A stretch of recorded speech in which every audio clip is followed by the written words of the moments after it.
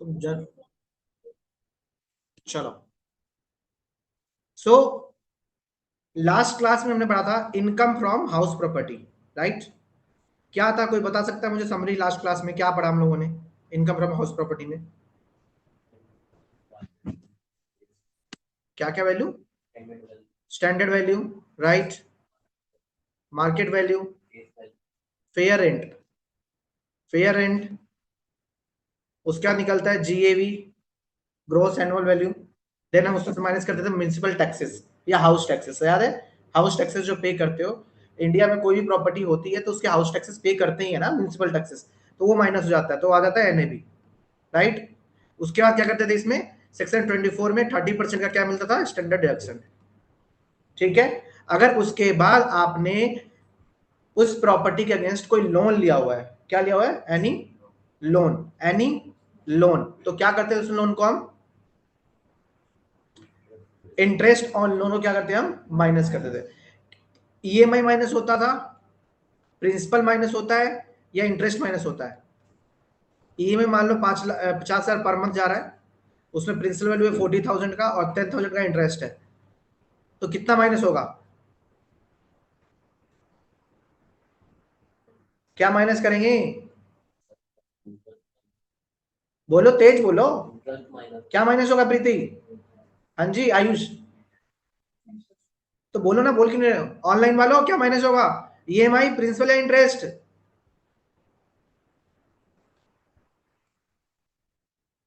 ये ऑनलाइन वाले ऑन करके चले जाते हैं क्या, ये सो जाते हैं क्या? ये मीटिंग ओवर हो गई क्या?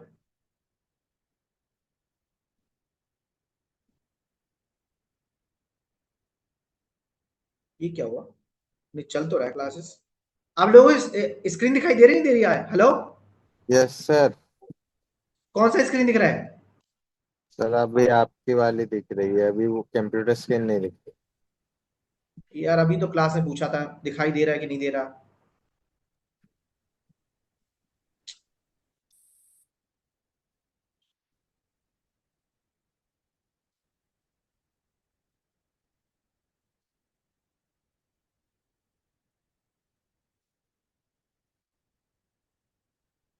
अब बताना। दिख रही है सर। पीडीएफ दिख रहा है, पीडीएफ? Yes sir. ओके। सो मेरा क्वेश्चन ये था कि जब हम जीएवी निकाल लेते हैं तो जीएवी के बाद हमारा इसमें म्यूनिसिपल टैक्सेस या हाउस टैक्सेस माइनस करके एनएवी निकल जाता है। उसके बाद क्या मिलता है आपका, 24% का स्टैंडर्ड डिडक्शन, राइट। उसके बाद हम क्या माइनस करते हैं यहाँ पे, लोन, इंटरेस्ट, प्रिंसिपल ऑन या loan. EMI? Sir interest minus करते हैं। गुड, इंटरेस्ट माइनस करते हैं, ठीक है, आप सब सही है। देन उसके बाद क्या आता है, अगर आपका कोई प्री कंस्ट्रक्शन का लोन है, कौन सा, प्री कंस्ट्रक्शन, और 5 साल के अंदर में आपने लोन लेकर 5 साल के अंदर में कंस्ट्रक्शन बना दिया, तो उसको भी हम 1/5 अलाउ करते हैं। क्लियर है? ये हमने पढ़ा था इनकम फ्रॉम हाउस प्रॉपर्टी में, ठीक है। मैंने आपको ये पीडीएफ नहीं पढ़ाया था, तो आज मैं आपको पीडीएफ पढ़ा देता हूँ। फिर लास्ट क्लास का कुछ रेसिडेंशियल स्टेटस है, और जो फर्स्ट क्लास में पढ़ाया था मैं उससे भी रिवाइज करा दूँ। आप लोग ये पीडीएफ नहीं पढ़ते क्या? फोन में नहीं खुलता ये पीडीएफ? तो लैपटॉप है, लैपटॉप पे पढ़ो, फोन में पढ़ो, पढ़ते क्यों नहीं है?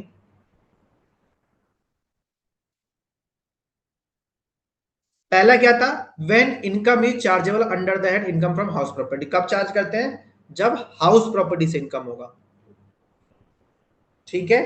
जैसे कि अभी आप इसमें आप ये पढ़ोगे कि खाली लैंड पड़ा हुआ है, तो वो हाउस प्रॉपर्टी में टैक्सेबिलिटी नहीं होगी। खाली लैंड रेंट पे चढ़ाओगे तो नहीं मिलती, अगर उसके ऊपर एक छोटा सा घर बना दो तो आपकी हाउस प्रॉपर्टी में टैक्सेबल हो जाएगा। आगे हम वही पढ़ेंगे। Meaning and tax treatment of composite rent, composite rent बताया था मैंने, रेंट के साथ लिफ्ट का भी भाड़ा ले रहे हो। जैसे हमारी सी बिल्डिंग में, ये इसके बाद अगर इसका रेंटल कुछ और है, और लिफ्ट का मेंटेनेंस का 15,000 अलग से जाता है, ठीक है। तो उनके लिए तो बिजनेस है, तो ये इनकम फ्रॉम हाउस प्रॉपर्टी में भी जा सकता है, या बिजनेस इनकम में भी जा सकता है। ये डिपेंड करता है कि अगर प्राइवेट लिमिटेड कंपनी बना रखा है इन्होंने, जिसकी लैंडलॉर्ड है, कई बार होता है ना कि प्राइवेट लिमिटेड कंपनी बनाते हैं जिसका काम ही क्या है, लेट आउट करना। लेट आउट मतलब किराए पे देना, ठीक है जी।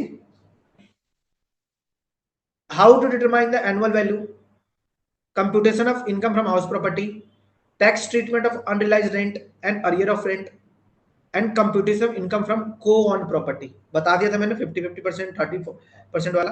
अब आइए chargeability of house property. The annual value of any property, the annual value of any property comprising building, land, appurtenant thereto, of which assessee is owner। क्या होना चाहिए? सबसे पहली बात ऑनर होना चाहिए। अगर आप किसी से प्रॉपर्टी रेंट पे ले लेते हैं और आगे रेंट पे चढ़ा देते हैं तो क्या वो हाउस प्रॉपर्टी में आएगा? Answer is no. क्यों? क्योंकि आप उसके ऑनर नहीं हो। क्लियर है? Chargeable to tax under the head income from house property. Clear है? Computation start with determining the annual value of the property. हाथ रही वहां से concept laid down in section 23। Section 23 में बोलता है एनुअल वैल्यू कैसे निकालते हैं। अगर आप exception chargeable instead of PGBP, अगर आप अपने यूज के लिए कर देते हो वही प्रॉपर्टी, अगर आप अपने बिजनेस के लिए यूज कर लेते हो, आप ऑनर हो, portion of property occupied by assessee for the business और प्रोफेशन कैरिड बाय हिम, तो ये कहां चला जाएगा? अगर कोई भी प्रॉपर्टी का आप खुद के बिजनेस के लिए यूज कर रहे हो, किसके बिजनेस के लिए? खुद के लिए, तो क्या कहां जाएगा वो? पीजीबीपी में जाएगा। क्लियर है? ये लिखा हुआ है, एक्सेप्शन है। Property of an assessee engaged in the business of letting out of property, ये जैसे हो गया आपका डीएलएफ। डीएलएफ बिल्डिंग बनाती है और बेचती है, तो उसके लिए क्या इनकम फ्रॉम हाउस प्रॉपर्टी होगा? Answer is no. उनका तो क्या है, बिजनेस इनकम में चला जाएगा। क्लियर है? यहां तक कोई दिक्कत?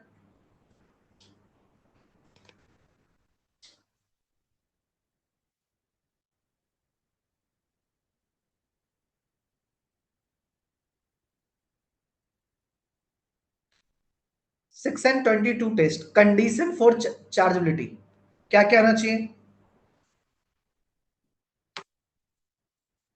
बिल्डिंग और appurtenant land includes residential, factory, office, shop, godown, other commercial premises plus connected land.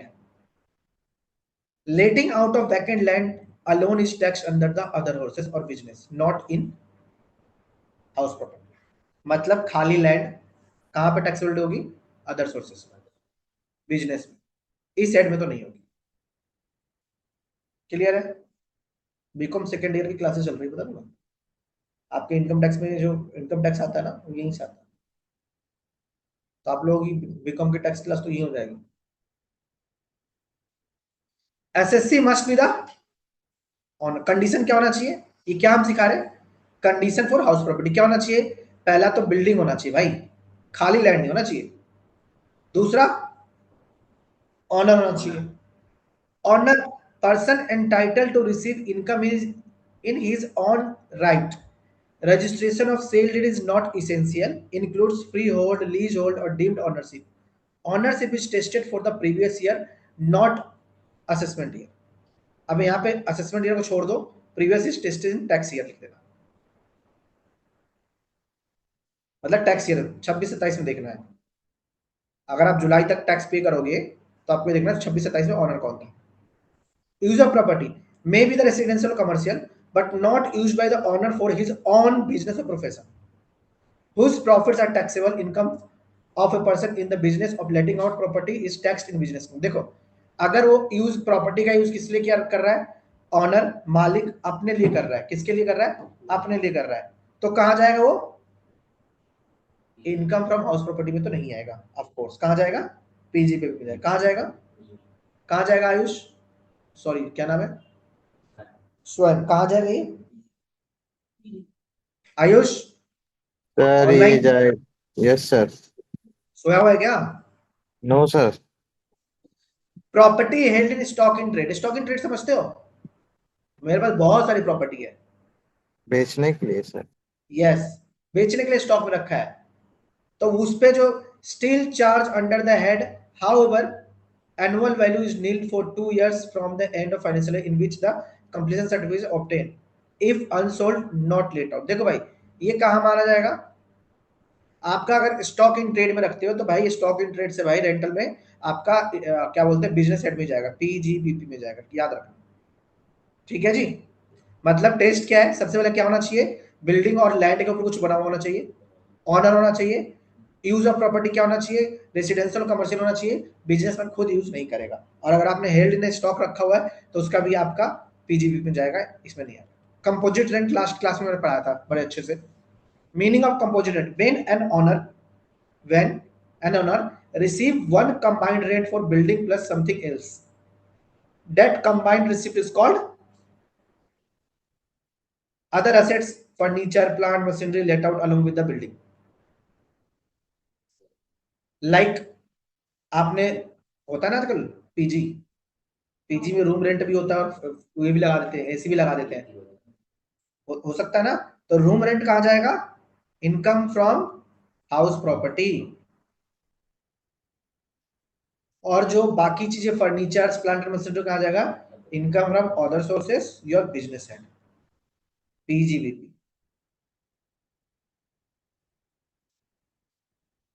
Charges bundle for use of lift facility, lift का तो रेंट किस में जाएगा बता दो, हाउस प्रॉपर्टी में।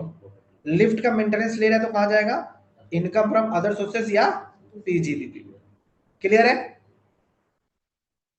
Services security, charges bundle in for security services provided, services oblique securities कहां जाएगा, सेम रेंट कहां जाएगा, हाउस प्रॉपर्टी में, और जो सिक्योरिटी सर्विस ले रहे हो कहां जाएगा, अदर सोर्सेस में या पीजीबी। क्लियर है। पावर बैकअप भी प्रोवाइड कर रहे हो तो रेंटल कहां जाएगा, हाउस प्रॉपर्टी में, और बाकी जो फैसिलिटी दे रहे हो कहां जाएगा, इनकम। क्लियर है। ये आगे चल सकते हैं, यहां तक कोई doubt.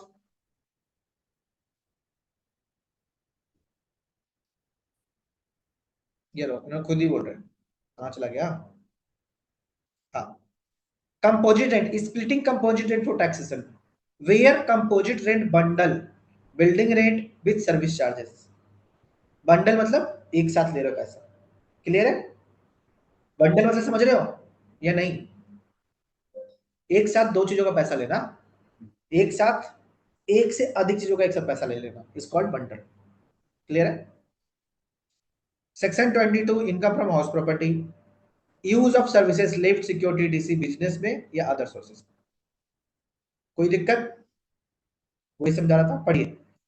Letting not separate, the other party won't accept building without the other assets. Example, furnished flats as a one package, entire component is taxable under the business income sources even if amount are quoted separately. कह रहा है कि अगर separate अलग अलग possible नहीं है, letting are separate, letting out building is acceptable to tenant without the other assets, building rent house property and other services even if receive as a one component. देखो ये क्या कहना चाह रहे हैं, कह रहे हैं कि अगर रेंट का बाइफर्केशन पॉसिबल नहीं है तो कहां टैक्सेबल होगा पूरा का पूरा, पीजीबीपी और income from out other sources. Letting its मतलब सेपरेट कर सकते हो, रेंट अलग बाइफर्केट कर सकते हो, मेंटेनेंस अलग कर सकते हो, पावर अलग कर सकते हो। तो कहां जाएगा, जो भी मैंने सिखाया है, रेंट कहां जाएगा, हाउस प्रॉपर्टी, और अदर्स कहां जाएंगे, इनकम फ्रॉम अदर सोर्सेस या पीजी। क्लियर है। चले आगे, कोई दिक्कत। House property situated outside India, outside India मतलब भारत के बाहर, क्या होगा, टैक्सेबिलिटी कैसे आएगी, कौन पे करेगा, रेसिडेंट पे करेगा कि नॉन रेसिडेंट पे करेगा उसकी इनकम पे, अनरेसिडेंट। Only resident. यस बोलो सर। बोलो, आया ना, डर क्यों रहे यस हो। सर। Yes sir. अगर बाहर की प्रॉपर्टी का इनकम इंडिया में रिसीव हुआ तो रेसिडेंट पे करेगा, yes right. Sir. Yes sir. चलिए, resident and ordinary resident taxable in India whether or not income is remitted brought into India.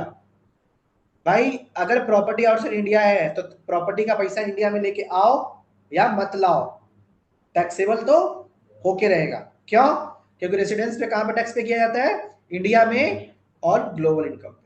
यही पढ़ा था ना मैं रेसिडेंशियल स्टेटस में, याद है 4 तरीके की इनकम थी।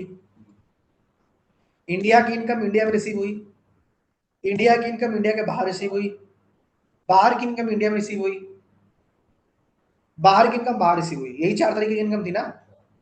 तो रेसिडेंट तो सब पे टैक्स पे करता है, नॉन रेसिडेंट दो पे करता है इंडिया में, कि या तो बाहर की प्रॉपर्टी इंडिया में रिसीव हुई, या सॉरी, हाँ, मतलब नॉन रेसिडेंट खाली इंडिया की इनकम पे टैक्स पे करता है, राइट। और जो RNOR था वो 3 पे करता है। किस पे नहीं करता? बाहर की इनकम बाहर रिसीव, ठीक है। बोला करो मेरे साथ, याद रहेगा, अदरवाइज याद नहीं रहेगा। Non resident, resident but not, यही है ना, NR और not RNO। Taxable in India only if the rental is actually received in India, देखा, यही बोला ना मैंने। क्लियर है या नहीं है? ये था, पढ़ा था ना हमने, ये देखो।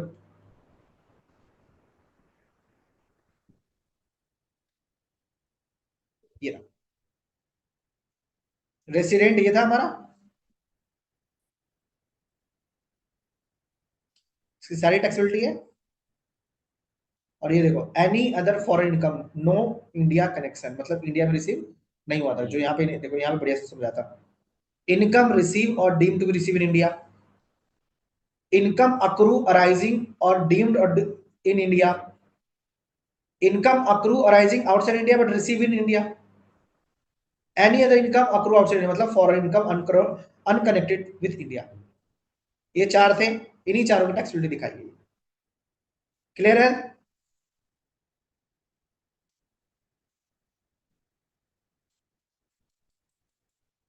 Section 23, determination of annual value, अभी जो मैंने सिखाया था आपका, GAV minus municipal taxes, NAV minus 24, section 24 में 30% का deduction, minus interest, minus pre construction का interest equal to income from house property.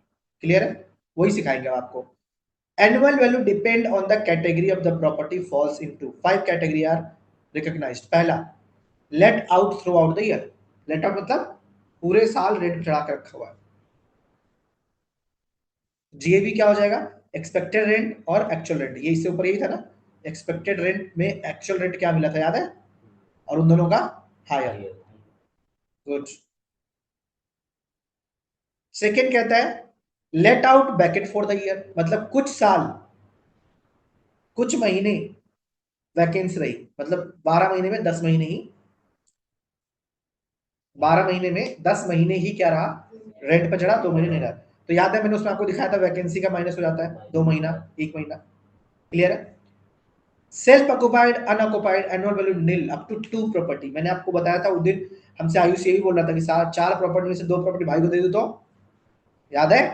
तो अगर आपके पास, जब हमने पढ़ाई की थी ना यस सर। 2013-14, जब CA में थे, तो उस टाइम एक प्रॉपर्टी अलाउ था। अगर आपके पास 4 प्रॉपर्टी है, तो एक में आप खुद रहते हो, बाकी 3 को रेंट में चलाना कंपलसरी है। अब धीरे धीरे अमेंडमेंट आने के बाद गवर्नमेंट कह रही है कि एक भाई, माता अलग है तो पिता अलग है, इसलिए 2 प्रॉपर्टी होनी चाहिए। मतलब मैं जस्ट मजाक कर रहा हूँ, मतलब गवर्नमेंट ने क्या कर दिया कि 2 प्रॉपर्टी दे दी, कि 2 प्रॉपर्टी वैकेंट रह सकती है। अगर किसी के पास 7 प्रॉपर्टियां हैं, तो 2 प्रॉपर्टी को आप दिखा सकते हो, बेशक से रेंट 7 के साथ में चढ़ा रखे हो, बेशक से ये है कि भाई खुद एक झुग्गी डाल के रख रहे हो, या फिर 4 फ्लोर में से 1 फ्लोर में खुद रह रहे हो, और 1 फ्लोर के तीनों पे चढ़ा चुके हो रेंट पे, और 6 प्रॉपर्टी को भी रेंट पे चढ़ा चुके हो, फिर भी गवर्नमेंट कहती है कि आप 2 प्रॉपर्टी का रेंट मतलब ना दो तो चलेगा।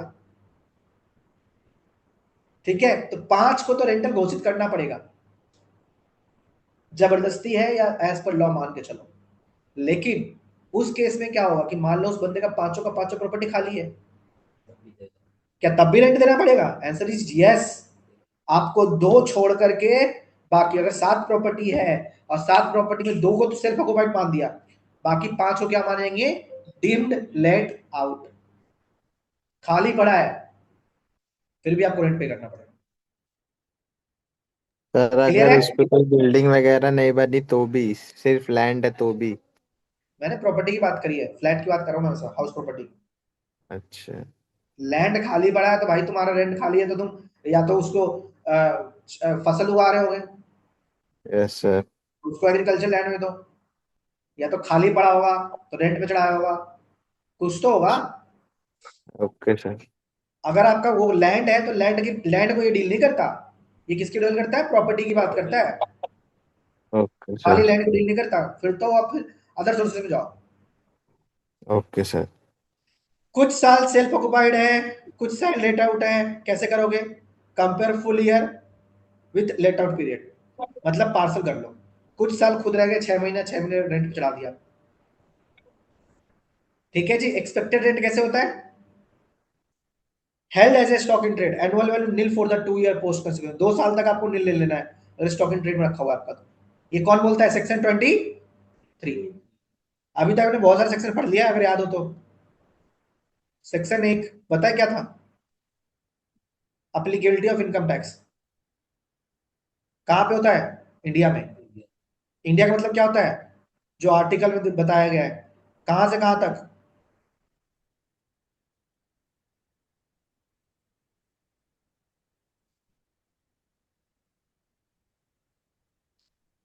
अगर मेरी ड्राइंग अच्छी ना लगे तो प्लीज माफ करना। मैं समझाने के पर्पज से समझाना चाह रहा हूँ बस। मेरे लिए कोई मेरी ड्राइंग पे कुछ नहीं बोलेगा, पहले बता रहा हूँ। ठीक है। आज बहुत ही बेकार बना यार। इससे जीएसटी तो बहुत बड़ी बना दूंगा, वो दोबारा बता दूं। दोबारा।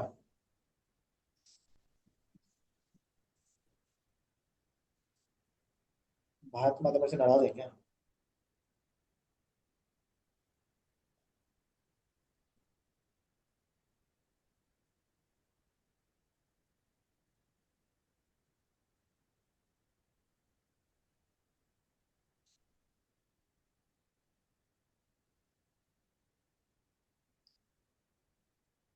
चलो जो भी है ठीक है यार। From Kashmir to Kanyakumari. Kanyakumari.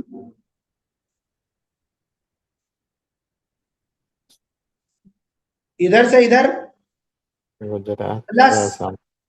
+12 nautical mile. पानी में भी।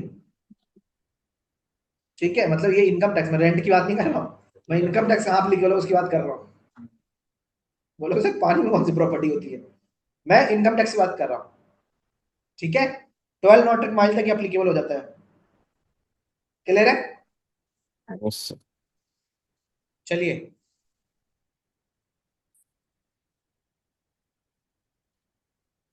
Late out throughout the year finding GAV. देखो जी, मैंने बताया था म्यूनिसिपल वैल्यू और फेयर रेंट उनका हायर। हायर को क्या बोलते हैं? High. Expected rent. This will be expected compare with the standard rent.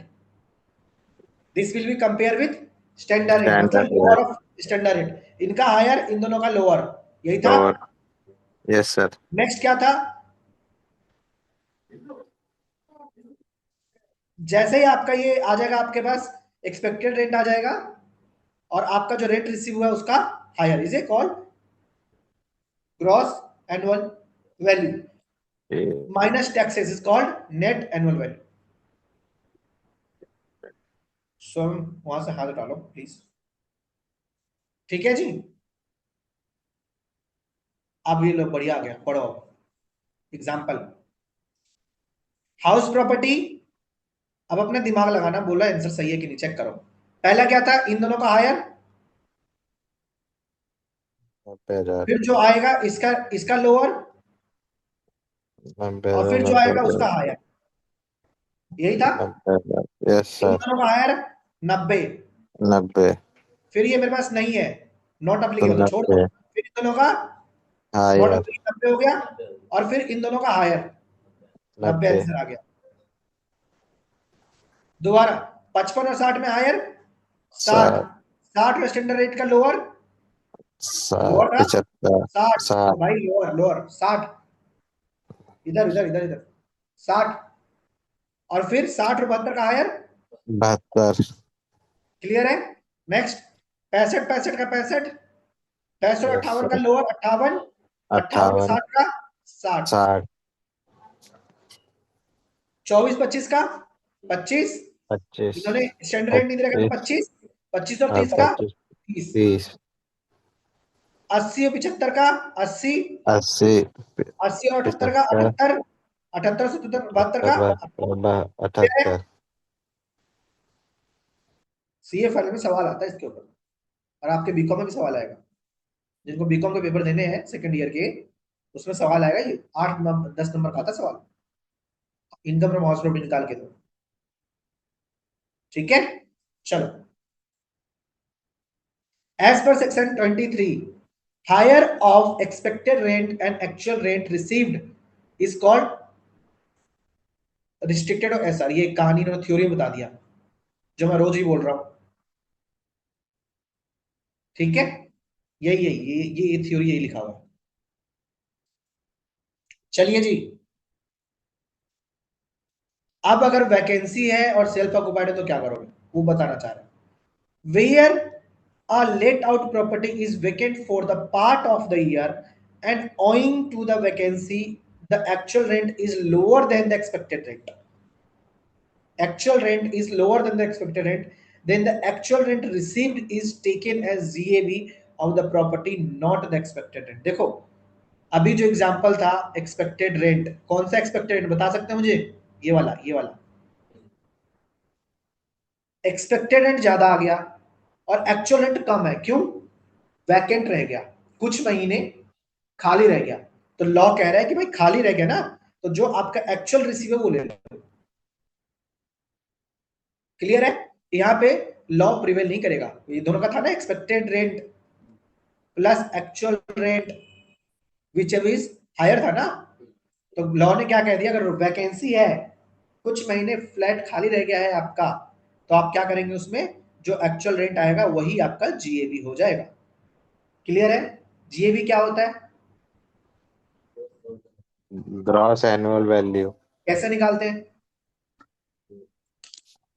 Expected पहले हायर लेते हैं, एक्सपेक्टेड रेट और फेयर रेट का, जिसके बाद स्टैंडर्ड रेट आता है, उसके बाद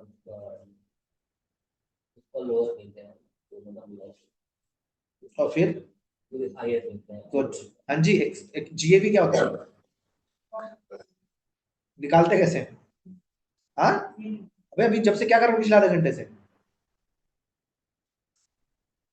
इसको पहले एक्सपेक्टेड वैल्यू और जो एक्चुअल वैल्यू में से ये लिखेंगे, फिर उसके बाद जो हायर है उसके बाद जो स्टैंडर्ड वैल्यू है उसमें से लोअर, और फिर जो स्टैंडर्ड वैल्यू है और जो एक्सपेक्टेड प्राइस है और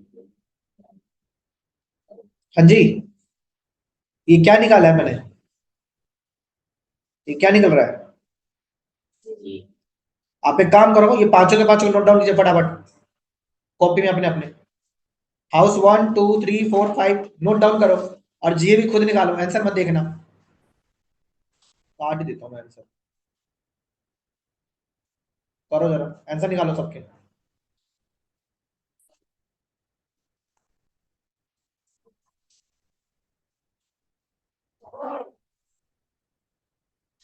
चलो, आंसर खुद निकालो, जीए भी निकालो सबके, ऑनलाइन वालों नोट डाउन करो।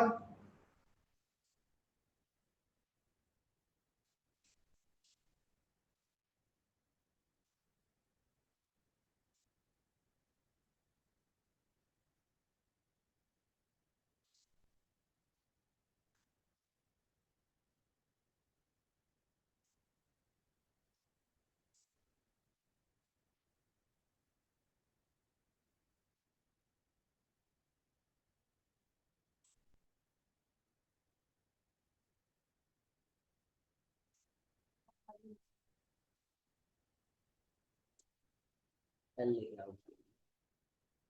हाँ, यहाँ नहीं मिलेगा, चलो कहीं पे रखा हो।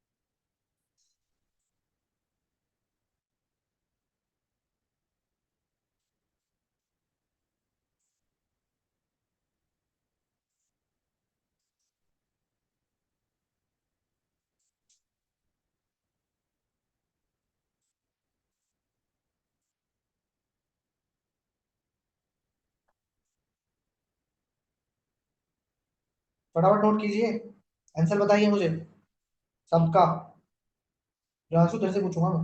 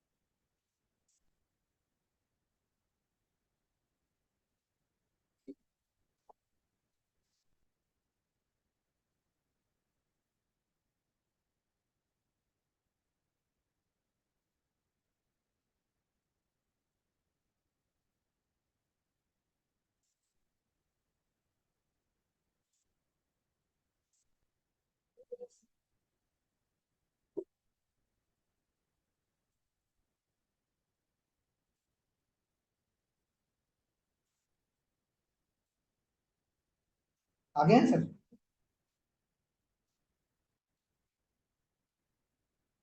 सबका? आयुष पहले का आंसर क्या है? सर पहले का 90,000, सेकंड का? 72,000, थर्ड का? 60,000, फोर्थ का? 30,000, लास्ट का? 78,000। हाँ जी, तुम बताओ। ठीक है, कैसे आया? सर म्यूनिसिपल और ये फेयर एंड दोनों का हायर। ठीक है, कितना आ गया? ठीक है। सर हायर और स्टैंडर्ड, तो स्टैंडर्ड है नहीं, हायर। ठीक है, हायर है लोअर? अच्छा ठीक है, आगे चलो।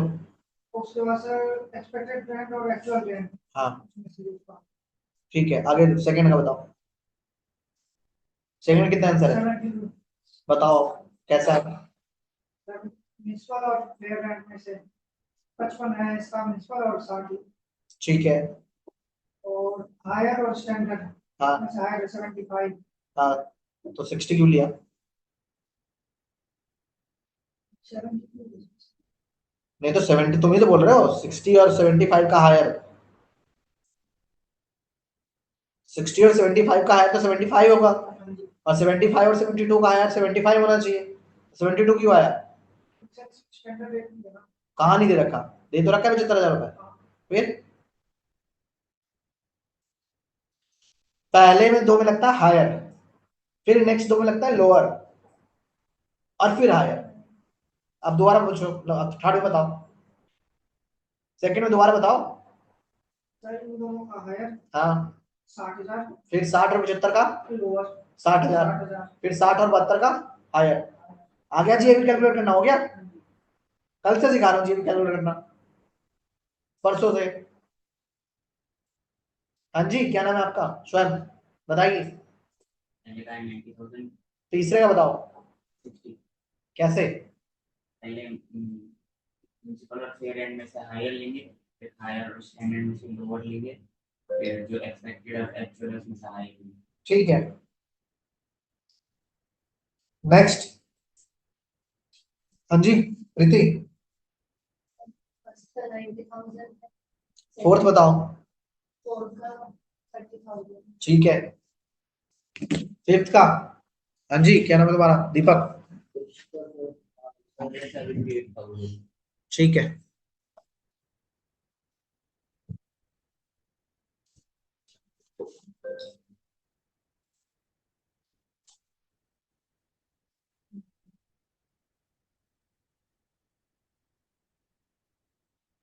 क्लियर है? चले, जीएबी यस कैलकुलेट सर। करना आ गया। जीएबी में अगर यस कोई सर। वैकेंसी रह गया एक दो महीने के लिए, और फिर भी तुम्हारा जीएबी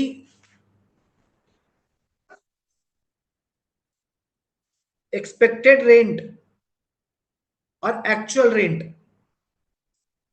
अगर एक्सपेक्टेड रेंट तुम्हारा ज्यादा है और एक्चुअल रेंट कम है, बट उसमें वैकेंसी है, मतलब एक दो महीना प्रॉपर्टी खाली रह गई, तो हम कौन सा लेंगे?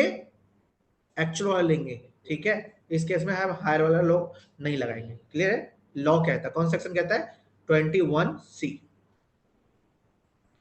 Self occupied unoccupied property section 23 sub section 2, ये क्या है? Section 23 sub section 1 clause C. Next, where used for own resident or left unoccupied throughout the year with no other benefit, annual value क्या हो जाएगा? नील। खाली पड़ा हुआ था भाई, अपने अपने यूज के लिए रखा हुआ था। अनऑक्युपाइड मतलब owner can not occupy it, employment में, बिजनेस में, किसी भी तरीके से। Nil AV benefit is available up to कितने तक? तो उससे ज्यादा अलाउ नहीं है। No deduction for the municipal taxes is allowed on the such property since annual value is already nil. अगर आपने सेल्फ ऑक्युपाइड प्रॉपर्टी में कुछ टैक्सेस भी पे कर दिए तो भी उसका अलाउ नहीं होगा। ये नहीं कि सर माइनस ले जाता हूं लेके, सेल्फ ऑक्युपाइड इसका लो नील, लेकिन उसमें इंटरेस्ट अलाउ होता है। कितना अलाउ होता है? Up to 2 lakh rupees, 2 lakh तक का इंटरेस्ट आप ले सकते हो सेल्फ ऑक्युपाइड में, और ये 2 लाख ऊपर जाके अदर सोर्सेस से सेटअप हो जाता है। क्लियर है? लेकिन इसकी बहुत सारी कंडीशन है, न्यू रिजाइन में नहीं होता, ओल्ड रिजाइन में होता है। चलिए जी, next page. Let out for part of the year, self occupied for rest. Apply when a single unit is self occupied for part of the year and let out for the remaining part. क्या हो जाएगा? Compute expected rent for whole year, whole year पूरे, खाली उसके लिए नहीं। Then compare full year expected rent with the actual rent, whichever is higher. Municipal tax of the whole year is deductible provided it's paid by the owner during the previous year. देखो जी, अगर कुछ part खुद रह रहे हो और कुछ part rent पे लगा रखे हो, कुछ में खुद रह रहे हो और कुछ में सेल्फ ऑक्युपाइड कर रहे हो, तो इसमें एक्सपेक्टेड रेंट वाला लॉ लग जाएगा, हायर वाला, जैसे नॉर्मल कैलकुलेट करते हो। इसमें कोई बेनिफिट नहीं दे रहे। Deem to be let out where the assessee owns more than 2 property house property for self occupation, मतलब खुद के रहने के लिए 2 से ज्यादा प्रॉपर्टी रखा हुआ। कह रहा है मेरे पास 3 प्रॉपर्टी है, तीनों सेल्फ ऑक्युपाइड है, तो गवर्नमेंट कहता है जी 2 तो सेल्फ ऑक्युपाइड मान लेंगे, तीसरा को हम क्या मानेंगे? Let out, deemed to be let out. The option of 2 property to treat self-occupied can be changed year after year in whichever way is most beneficial to assessee। मान लो 3 प्रॉपर्टी है, 3 property का एक का जो जीएबी आता है वो 5 लाख आता है, एक का 7 लाख आता है, एक का 9 लाख आता है। तो गवर्नमेंट कह रही है जो आपको बेनिफिशियर है उसको सेल्फ ऑक्युपाइड मान लो, और तीसरे को क्या मानना है आपको? Deem to be let out. Deem to be let out मतलब उसकी इनकम को आपको टैक्स पे करना होगा। तो इससे 7 लाख की इनकम आती है, इससे 9 लाख की इनकम आ रही है, मतलब जीएबी म्युनिसिपल वाला एड लेस करके, एक्सपेक्टेड रेंट करके, तो मैं तो यही बोलूंगा, ठीक है। बट अब एक पिक्चर यहां चेंज हो जाता है। मान लो इसमें इंटरेस्ट जाता है 3 लाख रुपए, इसमें इंटरेस्ट जाता है 4 लाख रुपए, इसमें इंटरेस्ट जाता है भाई 7 लाख रुपए का। अब 2 लाख का इनकम यहां से आ रहा है, इसको बढ़ा दो यार, 1 लाख का इनकम यहां से आ रहा है, ठीक है। इसका 10 लाख का इंटरेस्ट आ रहा है, 1 लाख निगेटिव हो गया। पॉसिबल है भाई, लोन ले रखा है हमने। तो अब इस केस में किसको ऑक्युपाइड मांगूंगा?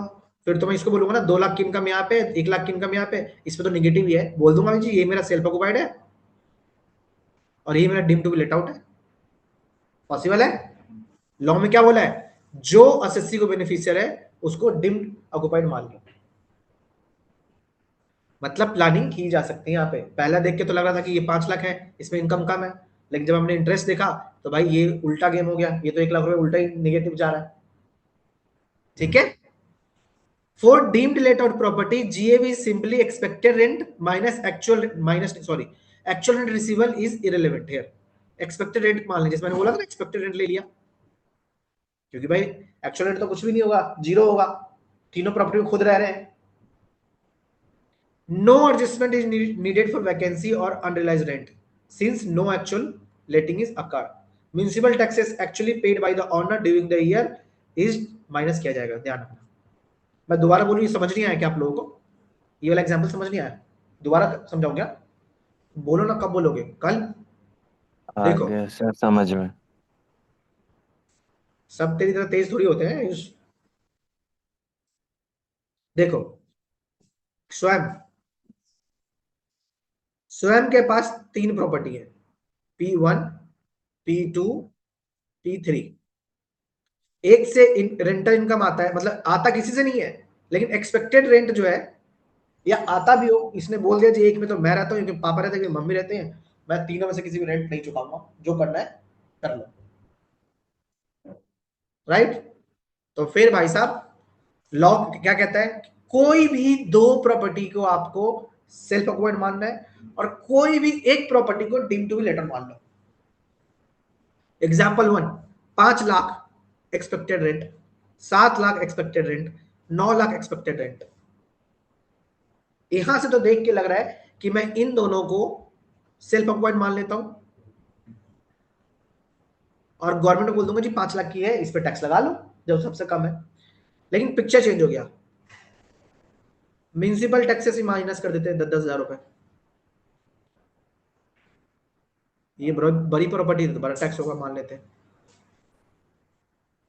फिर इंटरेस्ट भी है, इस पे जो इंटरेस्ट जा रहा है वो 1 लाख का जा रहा है,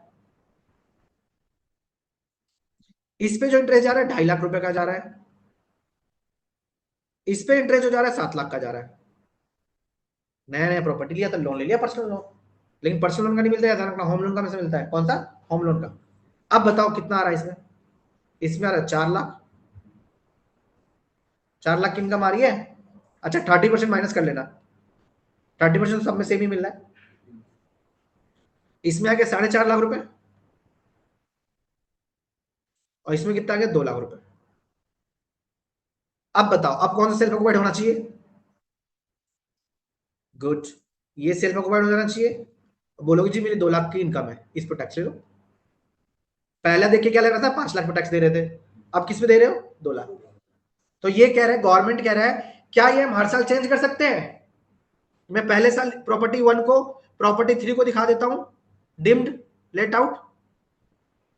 सेकेंड ईयर में हो सकता है इंटरेस्ट इसका बढ़ जाए, थर्ड ईयर में और चेंज हो जाए, तो क्या मैं हर साल चेंज कर सकता हूं? Answer is yes. मैं हर टैक्स ईयर में चेंज कर सकता हूं. देखो ये है, the option of which two property to treat as a self occupied can be changed year after year in which way most beneficial to the assessee. हर टैक्स ईयर में change कर सकते हो. क्लियर है? Stock in trade and part let out, part self occupied. Stock in trade का मतलब क्या है? सेक्शन 23(5) बताता है आपको, where the property, a building or part of it is held in stock in trade and is not let out during the whole or part of the year, इस previous को कर दो ना tax year, its annual value is nil up to 2 years from the end of the financial year in which completion certificate is obtained from the competent authority. कह रहा है अगर आपने कोई भी प्रॉपर्टी, सिवा पानी दे रहे हैं, अगर आपने कोई भी प्रॉपर्टी को स्टॉक इन ट्रेड में रखा हुआ है, लेकिन बनने से 2 साल तक ही नील होगा, ये ध्यान रखना, उसके बाद ये deem to be let out मान लेंगे.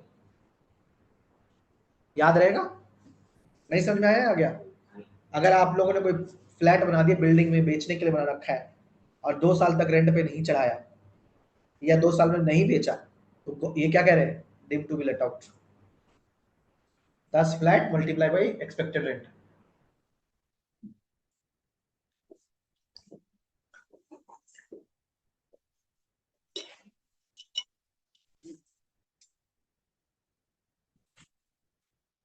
Portion let out, portion self occupied.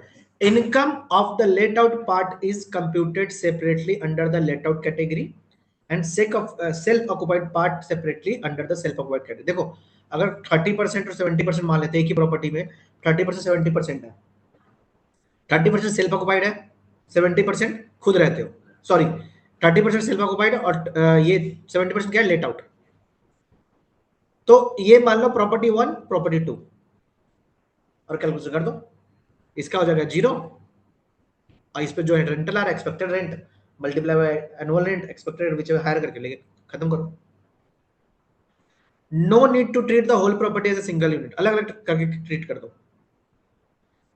If MBF are not given separately, portion of flinch area build up, मतलब अगर एरिया नहीं दे रखा तो परसेंटेज कर लेंगे कि भाई 100 गज का मकान है, 30 गज में सेल्फ ऑक्युपाइड है, 70 गज में, तो उसी के अकॉर्डिंग हम प्रोपोर्शनलिटी कर लेंगे। Consolidated property taxes can be bifurcated reasonable basis. चलो जी अब आते हैं रिकैप, और ये अब आपका हो गया इनकम फ्रॉम हाउस प्रॉपर्टी खत्म। Where national income notional income is charged instead of real income। देखिए अगर आपको मोर देन 2 प्रॉपर्टी है, any 2 are nil, rest deem to be let out. Clear है प्रीति? चार्ज लेके नहीं मुझे है ही नहीं, चलो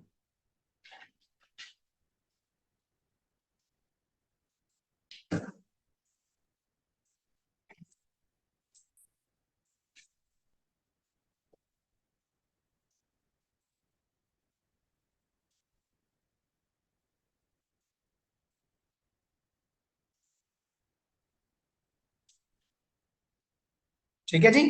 अगर मोर देन 2 प्रॉपर्टी तो क्या करेंगे, कोई भी 2 को लेट आउट कर दो, सॉरी कोई भी 2 को सेल्फ अक्वायर्ड कर लो, एक deem to be let out हो जाए। क्या हर साल चेंज कर सकते हैं? Answer is yes. जीएबी क्या होगा? Notional expected rate. Then let out throughout the year, the expected rate is taken on the GAV, not the lower rate. Let out of vacant for the part क्या लेंगे? Full year का expected rate. Held in stock in trade कैसे लेंगे? 2 साल तक नील, उसके बाद क्या ले लेंगे? Expected rate. Unrealised rent and property deduction मिलता है, मैंने बोला ये ना, प्रॉपर्टी टैक्स का डिडक्शन तो मिलता है। Treatment of unrealised rent, actual rent exclude rent not capable of being realised if all 4 rule 4 met. कह रहा है चारों के चारों कंडीशन हो जाते हैं तो माइनस कर देंगे। पहला बोनाफाइड था, डिफॉल्टिंग टीनेट हैज वैकेटेड और step to be taken for vacation, default tenant is not occupying the property and assessee has taken reasonable legal action. कह रहा है सो ऐसे एक्चुअल रेंट में से जो अनरियलाइज रेंट है उसको माइनस करते हैं ना, कल मैंने सिखाया था, याद है? तो अगर अनरियलाइज रेंट माइनस करने के लिए 4 स्टेप्स है। पहला तो बोनाफाइड होना चाहिए, ये नहीं कि झूठ मूठ का बोल दो, रेंट ले लिया और बोलो कि हमें तो 2 महीने का मिला ही नहीं, उसको आपने निकाल दिया, प्रॉपर्टी अभी तक उसके पास नहीं है और आपने लीगल एक्शन ले लिया, ये चारों अगर कंडीशन आपने सेटिस्फाई कर दिया है तो आप अनरियलाइज्ड को माइनस कर सकते हो। बोलो सर ये चीजें कब पता चलेगा? उनको क्या पता भाई, जब पकड़ा गया ना, केस स्क्रूटनी में आ गया तो ये तुम्हें प्रूफ करना पड़ेगा कि सर मैंने तो अनरियलाइज्ड रेंट माइनस किया है, मिला नहीं 3 महीने का भाड़ा तो मैंने माइनस कर दिया। बोलेगा अच्छा चलो प्रूफ दिखाओ चारों, क्या चारों कंडीशन सेटिस्फाई किया है? कर दिया तो ओके, नहीं किया तो जी एड बैक कराएंगे, आपका इनकम ऐड कर देंगे और टैक्सेस ले लेंगे। म्युनिसिपल टैक्सेस माइनस होगा, answer is yes. Bond wise SSC अगर ऑनर ने पे किया तो ही मिलेगा और पेड ड्यू नहीं किया तो ही मिलेगा, ये नहीं कि आपके भी आपके पड़ोसी ने पे करे तो मिल जाएगा, आपने पे किया तो मिलेगा। ठीक है। Unrealized rent of earlier year paid in the later year are deductible in the year of actual payments. Next, foreign property में taxes पे किया, मिल जाएगा, answer is yes. Self occupied का क्या होता है? एनएवी क्या होता है? नील। सेल्फ ऑक्युपाइड केस में आपका एनएवी नील बोल रहा हूँ, जीएवी नहीं बोल रहा हूँ, एनएवी नील होता है। और क्या उसके म्युनिसिपल टैक्सेस मिलता है? Answer is no. आ जाओ जी, एक एग्जांपल है, राजेश अब ब्रिटिश नेशनल बाहर का बंदा है और आरओआर इन इंडिया में, let out house London 10,000 pound per month, municipal taxes 8,000 pay किया पूरे साल में, value of 1 rupees is equal to 95, compute NAV. कैसे आ जाएगा तुम्हारा? 10,000 मल्टीप्लाई 12 मल्टीप्लाई 95, ये आ गया 1,14,000 रुपए। म्युनिसिपल टैक्सेस पे किया तो आ गया एनएवी, खत्म। क्लियर? आ गया, अब आ गया तुम्हारा स्टैंडर्ड डिडक्शन 30% माइनस होता है, मैं वही बोल रहा था, ठीक है। Not available where the self occupied और स्टॉक इन ट्रेड, क्यों? क्योंकि उसमें तो हम एनएवी सीधा वो लेते हैं ना, नील। भाई स्टैंडर्ड डिडक्शन 30% किसका मिलता है? रेंट का ना। तो जब तुम्हारा सेल्फ ऑक्युपाइड में रेंट ही नहीं है तो नहीं मिलेगा ना। Interest on borrowed capital allowed होता है? Answer is yes. Interest on loan for acquisition of construction, repair, renewal, reconstruction is deductible. Interest of fresh loan taken to repay the original loan is allowed. Interest on fresh loan, ठीक है। Interest on unpaid interest is not deductible. अगर आपने वो कर दिया, जैसे कोई loan due था, वो नहीं पे किया, उसके ऊपर इंटरेस्ट लग गया, तो उसको अलाउ होगा? Answer is no. Interest on borrowed capital timing rules 5 साल वाला जो था, प्री कंस्ट्रक्शन पीरियड याद है? Interest for the period before the previous year in which the properties acquire is completed, it is claimed in 5 annual equal, मतलब 20%, 1/5 starting from the year of acquisition completion of construction. Year of completion कब होगा? Interest relating to the year is claimed in full irrespective of the actual date of completion within the year. देखो भाई, अगर आज complete हो गया, मान लो जून में कंप्लीट हो गया, जून 2026 में कंप्लीट हो गया, तो 31/3/2026 तक जो आपने पे किया था ना पिछले 5 साल का, उसका 20% मिलेगा, और जो 26-27 में पे कर रहे हो उसका पूरा पूरा मिलेगा, उसको पार्ट नहीं करेंगे। अदर की no ceiling on the interest, let out के केस में कितना भी इंटरेस्ट हो सकता है, अभी बताया था ना, 9 लाख का प्रॉपर्टी का रेंटल था, 7 लाख का इंटरेस्ट था। कई जगह तो हमने प्रैक्टिकल लाइफ में देखा है 9 लाख का रेंटल आ रहा है, 12-15 लाख का इंटरेस्ट जा रहा है। तो अगर लेट आउट है तो नो लिमिट, सेल्फ ऑक्युपाइड है तो लिमिट है 2 लाख का, ठीक है जी, आगे लिखा हुआ आएगा। Interest deduction default versus optional tax regime. देखो जी, ऑप्शनल रिजाइम जो है आपका, if assessee opt out, interest deduction of self occupied properties allowed subjected to the ceiling below. 2 lakh तक अलाउ होता है, ओल्ड रिजाइम में अलाउड नहीं होता। सॉरी, ओल्ड रिजाइम में 2 लाख तक का अलाउड है, न्यू रिजाइम में अलाउड नहीं है। Acquiring construction with capital borrowed, 5 साल वाला ये रूल लग रहा है, 2 लाख तक का जो आपका वो लिमिट की बात कर रहा है, ठीक है। इंटरेस्ट डिडक्टर एग्जांपल पढ़ लो। Mister Manas, house of Bombay, family right loan लिया 30 लाख का, 10% 1/4/2022 को लिया, एंड हाउस दिल्ली में है, 5 लाख का लोन है। He lives in rental accommodation in Chandigarh for the employment. He opt out for new region. Compute deduction under 24B. Both property qualify as a nil annual value, means cannot occupy either to employment elsewhere and lives in the rented house in Chandigarh. Interest on loan 30 lakh का 10% distribute 2 lakh तक मिल जाएगा उसको, ठीक है। इसमें 30,000 मिल जाएगा। क्यों? क्योंकि न्यू रिजर्व वाला ऑप्ट कर रहा है। नेक्स्ट आता है आपका inadmissible deduction, arrears, unrealised rent. Interest payable outside India is not deductible if tax has not been paid deducted at source on it, and there is no agent in India who can treat the representative for the interest. देखो, interest payable outside India is not deductible if TDS is not deducted. अगर आपने कोई loan लिया हुआ है, home loan, interest outside India पे कर रहे होंगे, तो अगर TDS नहीं कटा उस पर तो आपको अलाउ नहीं होगी, क्योंकि जब भी हम एनबीएफसी वगैरह से लोन लेते हैं ना, उसमें तो इंटरेस्ट TDS काट लेते हैं। लेकिन अगर आपने किसी से लोन लिया और जिसका इंटरेस्ट आउटसाइड इंडिया पे कर रहे हो, अल्टीमेटली क्या कहना चाह रहा है गवर्नमेंट, अगर आप TDS काट लेते हैं, जिसकी इनकम है, जिसको आप इंटरेस्ट पे कर रहे हो उसकी इनकम भी तो है, तो गवर्नमेंट की तो रडार से ही बाहर हो गया। अगर आपने TDS काट लेते तो पता चल जाता है किस पर्सन की इनकम है, तो वो भी यहाँ पे टैक्स पे करता है इंडिया में। अब आपने TDS काटा नहीं, इससे गवर्नमेंट के रडार में आया नहीं, तो गवर्नमेंट कह रहा है अगर आपने TDS नहीं काटा तो हम इंटरेस्ट नहीं, हम वो आपके इंटरेस्ट के बेनिफिट नहीं देंगे। Arrear of rent, unrealized rent recover later. Arrear of rent और unrealized rent recover subsequently are deemed income from the house property in which receive. मान लो पहले आपने कोई arrear rent का माइनस ले लिया था, बाद में 2 साल बाद बंदा शरीफ था के दे गया, तो जिस साल मिला उस टाइम टैक्सेबल हो जाएगा। उस टाइम प्रॉपर्टी नहीं भी थी उसके पास तो भी टैक्सेबल हो जाएगा। सपोज करो 26-27 का टैक्स ईयर में किसी बंदे ने रेंट पे नहीं किया, तो हमने माइनस कर लिया।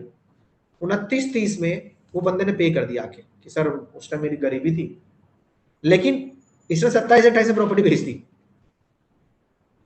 और 29-30 में आके वो रेंट का पैसा दे के जाता है, क्या टैक्सेबल होगा? Answer is yes. कहां पे होगा? Income from house property. क्या 30% अलाउ होगा? Answer is yes.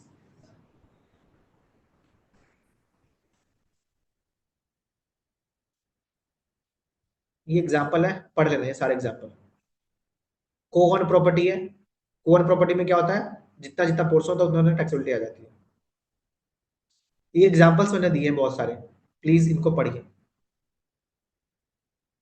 Deemed ownership, भाई ये डीम्ड ओनरशिप पे ध्यान रखना। अगर जैसे ही दिन भाई साहब बोल रहे हैं ना आयुष, तो मैंने भाई को ट्रांसफर कर दिया, आ यस गया sir. Picture. Transfer to spouse और माइनर चाइल्ड, अपने बीवी को ट्रांसफर कर दिया और बच्चे को ट्रांसफर दिखा दिया, तो भी इनकम किसकी मानी जाएगी? हस्बैंड की। विदाउट एडिक्वेट कंसिडरेशन, अगर मान लो अपने बीवी को बिना पैसे लिए ट्रांसफर कर देते हो, तो रेंटल इनकम किसकी मानी जाएगी? हस्बैंड का ही माना जाएगा। क्लियर है? अगर आपने, ये एक्सेप्शन क्या कहता है, अगर आप अलग अलग रहते हो और देन ट्रांसफर कर दिया है तो इनकम जुड़ा नहीं है। मान लो यहां पे ये कहना चाह रहा है कि 4 प्रॉपर्टी थी आयुष की, आयुष ने चालू बंदी करने के लिए 2 प्रॉपर्टी बीवी के नाम कर दिया विदाउट मनी, तो इनकम किसकी होगी? आयुष की।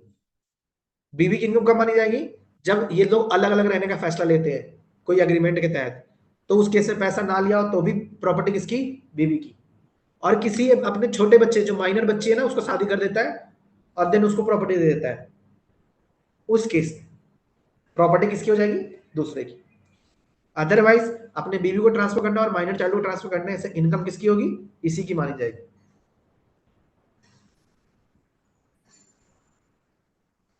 मेंबर ऑफ कोऑपरेटिव सोसाइटी में ट्रांसफर कर दिया, पर्सन इन पोजीशन है जिसके पास प्रॉपर्टी है, लीज फॉर 12 ईयर और मोर। ये पढ़ लीजिए भाई, अब आपके खत्म हो गए चैप्टर्स। सेक्शन 12 22 क्या बताता है? चार्जेबिलिटी। 23 बताता है एनुअल वैल्यू। 24 बताता है डिडक्शन, वही 30% और इंटरेस्ट। 25 बात करता है अनरिलाइज रेंट के बारे में, को ओनरशिप और डीम्ड ओनरशिप। क्लियर है सर? को ओनरशिप पे 50-50% था और डीम्ड ओनरशिप में बता दिया मैंने, अपनी प्रॉपर्टी बीवी के नाम ट्रांसफर कर रहे हो बिना पैसे के। Remember to exam, no interest deduction on self acquired property, ये न्यू डिजाइन में। सेलिंग ऑन 2 लाख और 30,000 apply on the self acquired property, never to be let out. अगर सेल्फ एक्वायर्ड प्रॉपर्टी में अगर आप लोग इंटरेस्ट पे कर रहे हो तो 2 लाख तक का इंटरेस्ट मिल सकता है, उससे ज्यादा नहीं मिलेगा। अनरिलाइज रेंट सेक्शन 25 ए कहता है कि किस साल में, जिस साल में अनरिलाइज रेंट मिला उस साल में टैक्सेबिलिटी आएगी, चाहे आप उस टाइम ओनर हो या ना हो, उससे कोई मतलब नहीं है। ठीक है जी। क्वेश्चन नंबर 1 से 2 आप लोग पढ़ के आएंगे और इसका आंसर नीचे दे रखा हुआ।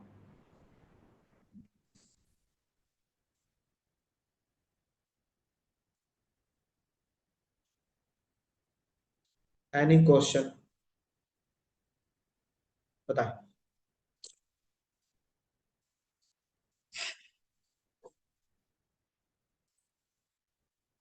इनकम टैक्स कौन पे करता है? कौन पे करता है? पर्सन नहीं, एसएससी पे करता है। कौन पे करता है? किसके पे एसएससी। करता है? इनकम पे। कौन सी इनकम पे? हाउस किस होल्ड, तरह की इनकम होती है? कौन कौन सी income? Business income, salary, line से बोलो, लाइन से।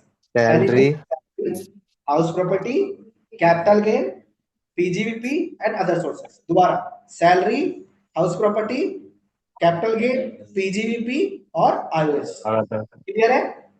सर क्या रेसिडेंट सारी इनकम पे टैक्स पे करता है? आंसर इज, क्या नॉन रेसिडेंट सारी इनकम पे टैक्स पे करता है? क्यों, नो कौन कौन सर। से पे नहीं करता? आउट आउट आउटसाइड मतलब आप बोलो कि सर रेसिडेंट खाली, नॉन रेसिडेंट जो नो, इंडिया की इनकम होती है उससे पे करता सिर्फ है। उस पे करता है। रेसिडेंसी कैसे चेक करते हैं? Good.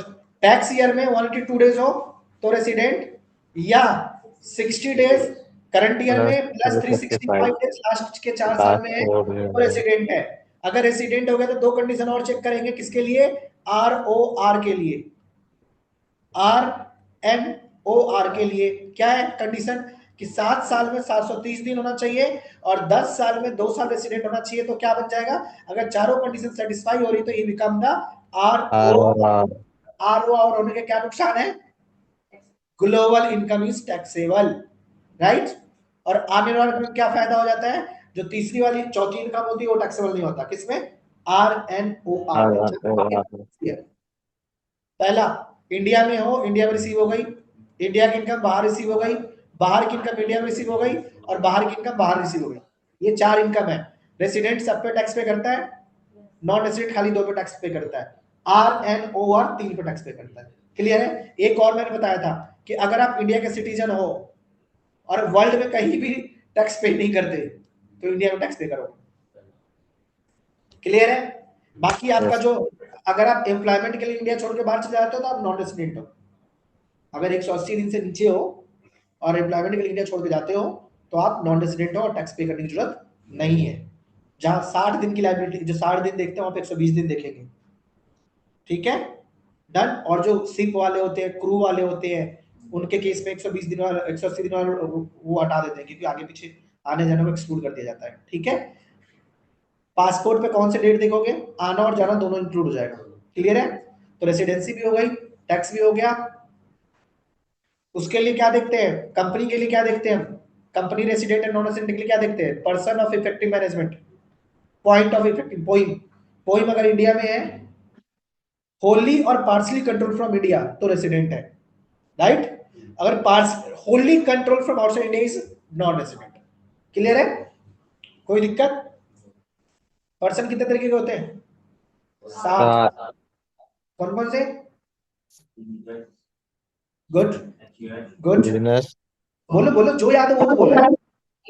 AOP, BOI, LLP LLP, company, agency, partnership. Partnership, good. Clear है। यस चलो, सर। और कुछ पूछना हो भाई, एक काम करना, सारे स्लैब पे ना नीचे क्वेश्चन आंसर 4-5 FAQ है, MCQ, पढ़ पढ़ के आंसर रख के देखना, लास्ट पेज पे आंसर दे रखा है। नेक्स्ट ओके क्लास में सर। पढ़ेंगे आप सैलरी। सैलरी में लिमिट्स बहुत याद रखने पड़ेंगे। मतलब कहीं पे गवर्नमेंट 5,000 की छूट देती है, अगर आपका बच्चा पढ़ रहा है तो अब तो सर 3,000 रुपये हो गया, पहले 100 रुपये पर बच्चा पर मंथ पर बच्चा अप टू 2 बच्चा, अब क्या है 3,000 पर बच्चा पर मंथ अप टू 2 बच्चा अलाउ होता है। हेल्पर अलाउंसेस होते हैं, मतलब आपकी सैलरी मिनिमाइज करने के बहुत सारे अलाउंसेस होंगे, children allowances, helper allowances, academic allowances, uniform allowances, city allowances, rent, HRA, perquisite, gratuity मिलेगा तो क्या होगा, लीव ट्रैवल मिलेगा तो क्या होगा, 36 चीजें हैं। तो वो आपको रट्टे मारने पड़ेंगे, याद करना पड़ेगा। ठीक है। ये कहाँ काम आएगा आप लोगों के, जब आप किसी कंपनी में जॉब कर रहे होंगे और किसी की सैलरी स्ट्रक्चर बनाना होगा। समझ रहे हैं आप। ये यस जो मैंने सर। पढ़ाया ये आपको किसी कॉर्पोरेट में अकाउंटिंग में फायदा नहीं करेगा, लेकिन आपको कल को खुद की आईटी बनानी हो या किसी की आईटी हेल्प करनी हो तो वहां फायदा करेगा। कोई आप में से कंसल्टेंट बन जाएगा, बोलता है ऑफिस खोल के बैठूंगा मैं, सी वाला काम करूंगा, वहां पे काम करेगा आपका ये। सैलरी का इनकम कहाँ पे काम आएगा, जब आप अपनी प्रैक्टिस खोल के बैठ जाओगे या बिजनेस में किसी की सैलरी पे TDS काटना होगा तो उसको ढेर सारे अलाउंसेस बताओगे, सर ये वाले अलाउंसेस भी है, ये वाली भी, ये वाली भी है, ये वाली देके बचा सकते हैं हम टैक्स, वहां पे काम आएगा। फिर कैपिटल गेन, कैपिटल गेन तो सब में काम आता है। कैपिटल गेन कोई प्रॉपर्टी बेस्ड टैक्सेशन कैसे होगी। फिर आता है PGBP, PGBP आपके बिजनेस के लिए पूरा, कौन से खर्चे अलाउ होंगे, कौन से खर्चे डिसअलाउ होंगे, प्रीपेड पे कैसे टैक्स लगेगा, लिमिट्स क्या होती है, TDS कितना कटेगा, वो आपके काम की चीज है। फिर हम TDS पढ़ाएंगे, फिर डिडक्शंस पढ़ाएंगे। ठीक है। तो क्लासेस इंटरेस्ट है, बहुत बहुत अच्छे अच्छे इंटरेस्ट के साथ पढ़ेंगे आप लोग तो मजा आएगा। सोचो घर जाके छोड़ देता हूँ और क्लास में आके पढ़ूंगा। यार एक बात बताओ, स्क्रीन शेयर हो रहा था नहीं हो रहा था आयुष। हो रहा था सर। ठीक है, ठीक है जी, मिलते हैं ब्रेक के बाद।